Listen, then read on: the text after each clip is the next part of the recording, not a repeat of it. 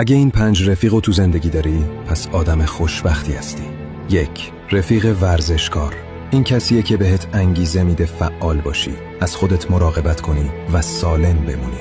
2. رفیق واقع گرا. این فردیه که حقیقتو بهت میگه، حتی اگه دوست نداشته باشی بشنویش. 3. رفیق شنونده. این شخصیه که با حوصله به همه ی حرفات گوش میده، حتی اگه جالب نباشن. 4. رفیق مشوق. این کسیه که از ایده های جدید استقبال میکنه و تشویقت میکنه که آدم بهتری بشی.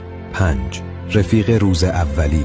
این آدم طولانی ترین زمان رو باهات بوده و در آینده هم خواهد بود. برای حسن ختام هم این جمله رالف والدو رو یادت باشه: رفیق واقعی کسیه که تو رو همونطور که هستی میبینه، ولی به اونچه که میتونی بشی هم ایمان داره.